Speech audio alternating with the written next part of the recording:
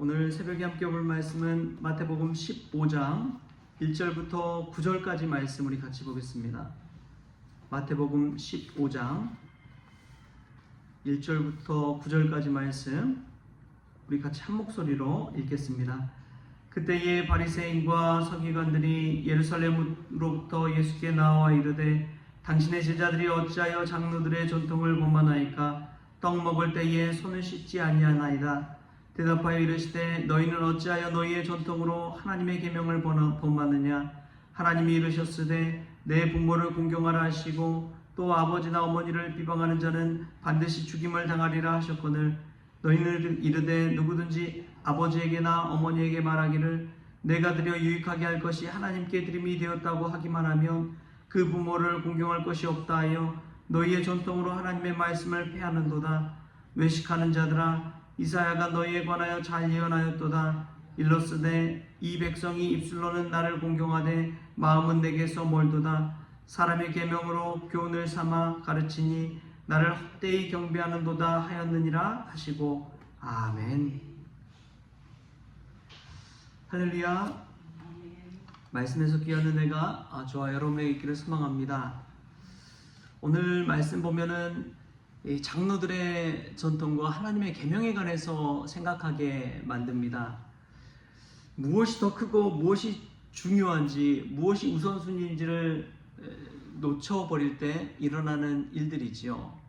그런데 이것은 단순히 또 그런 차원이 아니구나라는 것을 깨닫는 것이 예루살렘에서부터 이 갈릴리 북부에 있는 이 게네사렛, 가버나움 이 지역까지 그 높다는 이 장로 또 바리새인 서기관들 지식인들이 와서 예수님을 비난하는 장면을 보게 됩니다.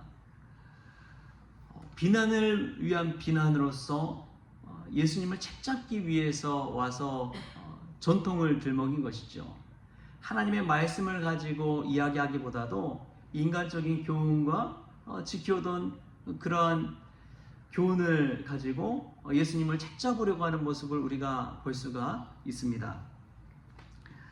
참 전통은 중요하죠. 왜 그런 전통이 생겼느냐? 그것을 먼저 우리가 생각해 볼 필요가 있습니다. 그냥 된 것은 아니거든요. 어떤 이유와 사유가 있어서 그런 전통들이 다 생겨나기 마련입니다. 그 전통을 지켜나갈 때 교회의 질서도 그렇고 또 여러 가지 이 믿음 생활하는데 유익하기 때문에 그러한 전통들이 생겨나게 된 것이죠. 오늘 예수님의 제자들을 가지고 이 바리새인과 서기관들이 장로들의 전통을 범했다고 그렇게 책을 잡습니다. 예수님이 그러한 전통을 범했다고 이야기하는 것도 아니고 예수님의 제자들이, 당신의 제자들이 어찌하여 떡 먹을 때 손을 씻지 않았냐고 그것을 가지고 이야기하는 것이죠. 여러분 이것을 보면은 누구든지요 어떤 비난을 시작할 때는 그 당사자보다도 그 주변의 사람들에 관해서 책을 잡기 시작합니다. 당사자에 대해서는 뭔가 직접적으로 말하기 어려우니까 주변에 있는 것들을 가지고 부수적인 것들을 가지고 중심이 아니라 아주 사소한 것들을 가지고 이 책을 잡기 시작하는 것이죠. 예수님의 경우도 마찬가지였습니다. 예수님 스스로는 권위 있는 가르침을 가르치시고 또 이 말씀 그대로 본을 보이는 삶을 살고 계셨기 때문에 책 잡기가 어려운 거예요. 그렇기 때문에 예수님보다도 예수님을 따른다는 제자들의 모습을 보고 비난하고 책을 잡은 것이죠. 여러분 이것을 볼 때에 사단은 얼마나 무서운지요. 내 스스로는 잘 관리할 수 있다고 하지만 내 자녀, 내 가정, 내 주변에 있는 친한 사람들까지 어떻게 다 우리가 케어를 할 수 있겠습니까? 그것을 가지고 공격해 들어오는 것이죠. 여러분, 전통이란 것은 물론 지켜가야겠지만 늘 새롭게 개혁돼야 되는 줄 믿습니다. 역사학자 토인비가 그런 말을 했죠. 인류의 역사는 도전과 응전의 역사다. 도전과 응전의 역사다. 늘 역사의 발전과 진보를 위해서는 도전해왔고, 거기에 또 응전하다 보면은 역사가 발전해 간다는 것이지요. 믿음도 마찬가지입니다. 이러한 바리새인과 서기관들의 이 도전, 전통에 대해 책 잡는 것을 이야기할 때 오히려 예수님은 더 중요한 것을 우리에게 깨닫게 하십니다. 우리들이 늘 지켜오는 그러한 교훈보다 더 중요한 것이 있다. 그것은 하나님의 계명이다. 하나님의 계명도 지키지 못하면서 너희들이 인간들 스스로가 정한 교훈이 더 중요하다고 말하면 그건 하나님을 믿는 거예요? 안 믿는 거예요? 안 믿는 것이죠. 하나님이 우선권이 있는 것 아닙니까? 그런데 사람들 사이에 뭔가 질서를 잡아간다고 세운 그 교훈이 마치 하나님의 계명보다 더 우선시되는 것처럼 이야기할 때 믿음에서 점점 멀어져 가는 것이죠. 때로 우리는 그렇게 이야기합니다. 저희 아버지도 저한테 한 번은 그러시더라고요.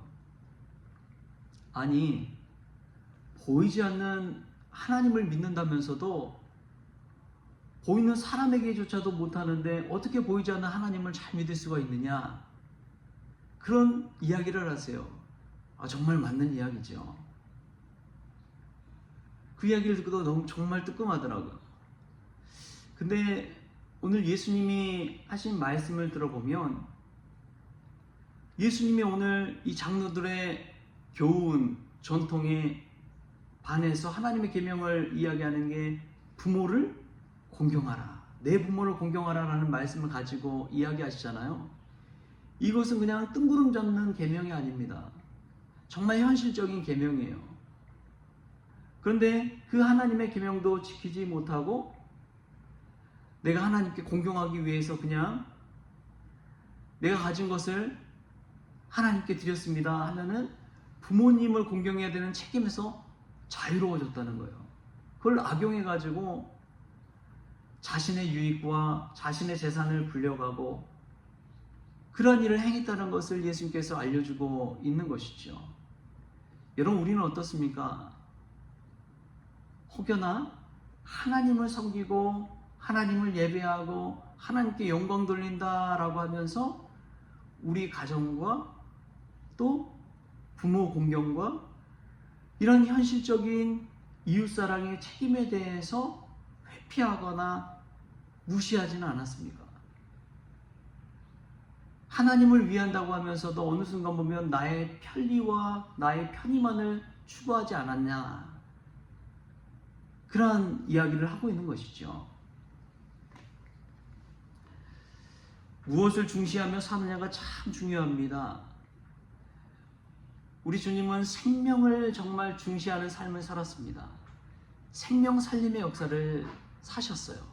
그 사람의 계급이나 부유함이나 사회적 지위나 이런 것보다도 생명을 살리는데 예수님은 늘 초점을 가지고 사람들을 만나고 대했습니다.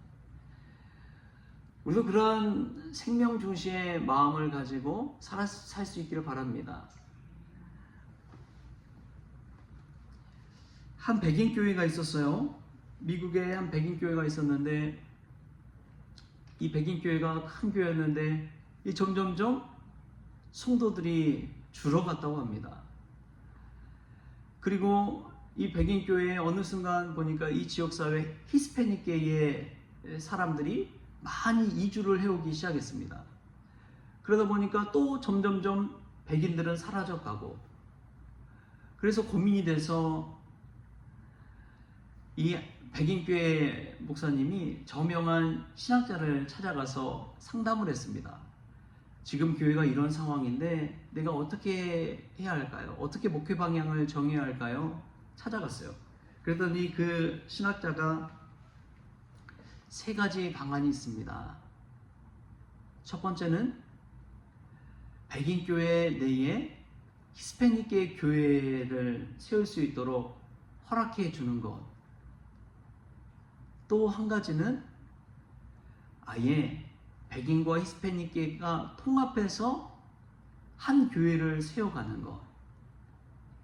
세 번째는 그런 거 다 하지 아니하고 끝까지 그냥 백인교회로만 남는 것. 당신은 어떤 걸로 선택하겠습니까? 제가 기도해보고 또 교인들과 상의해보고 오겠습니다.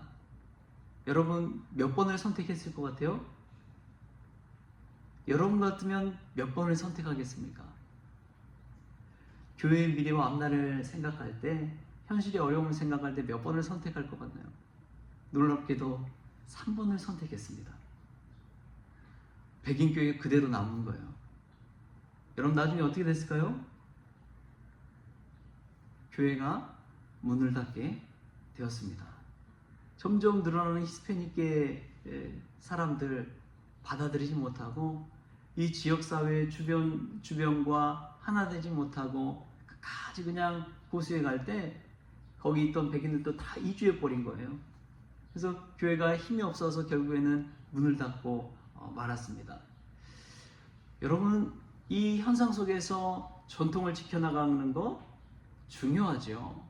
그러나 현실을 제대로 볼 줄 아는 것도 지혜인 줄 믿습니다. 근데 그 모든 것을 뛰어넘어서 교회를 지켜가는 것은 하나님의 말씀인 줄 믿습니다. 인종이 뭐가 중요해요?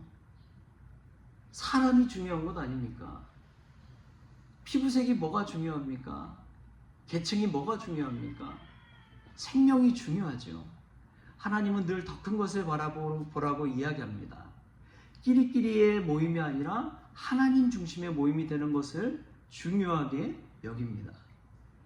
예수님도 늘 생명을 중시하면서 그 사역을 잘 감당했지요. 교회마다 전통과 나름대로의 질서가 다 있더라고요.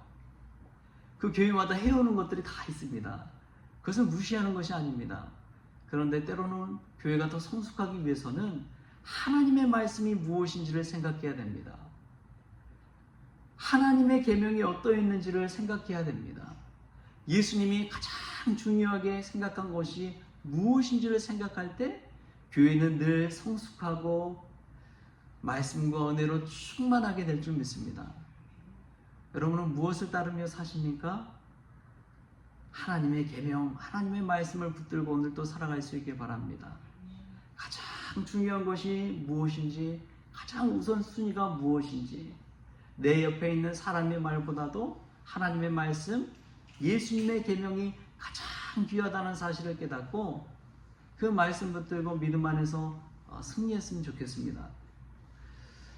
오늘 제가 사탄은 당사자 예수님보다도 예수님의 제자들을 건든다고 이야기했어요. 믿음의 성도들 늘 세상에서 시험당하기 마련입니다. 그럼에도 불구하고 우리가 예수님 바라보면서 말씀 붙들고 승리했으면 좋겠습니다. 여러분 전통도 중시하지만 우리 주변에 생명을 살리라는 주님의 말씀도 더 중요합니다. 하나님의 계명, 하나님의 말씀 붙들고 사십시오. 끼리끼리의 모임, 교회 안에서의 모임 물론 중요하지만 하나님은 그것보다도 하나님 사랑과 이웃 사랑, 이 세상의 빛과 소금의 역할을 감당하라고 우리에게 말씀하십니다. 교회 안에서뿐만 아니라 세상에서 할 일이 더 많은 것이죠. 우리가 이 하나님 말씀, 하나님의 계명 붙들고 더 큰 믿음, 또 믿음의 지경이 넓혀지는 우리 모든 성도님들 될 수 있기를 주신 예수님의 이름으로 축원합니다. 기도하겠습니다. 좋으신 하나님 감사합니다. 오늘도 기도의 자리, 말씀의 자리로 불러주시니 감사합니다. 하나님 늘 전통에 빗대어서 의지하며 살기보다 더 큰 하나님의 계명, 하나님의 말씀을 붙들고 살아갈 수 있도록 주님 도와주시옵소서. 우선순위가 무엇인지 깨닫게 하여 주시고 말로서만 하나님 믿는다고 하는 것이 아니라 정말 삶 속에서 하나님 말씀 붙들고 실천하며 살아갈 때에 우리의 삶 가운데 경건의 능력이 나타날 수 있도록 주님 도와 주시옵소서. 오늘도 하나님 말씀 붙들고 살게 하여 주심에 감사하며 예수님의 이름으로 기도하옵나이다. 아멘. 우리 주님이 가르쳐준 기도로 오늘 새벽 기도를 마치겠습니다. 하늘에 계신 우리 아버지여, 이름이 거룩히 여김을 받으시오며 나라가 임하시오며 뜻이 하늘에서 이루어진 것 같이 땅에서도 이루어지이다. 오늘 우리에게 일용할 양식을 주시옵고 우리가 우리에게 죄 있는 자를 사하여 준 것 같이 우리 죄를 사하여 주시옵고 우리를 시험에 들게 하지 마시옵고 다만 악에서 구하시옵소서. 나라와 권세와 영광이 아버지께 영원히 있사옵나이다. 아멘.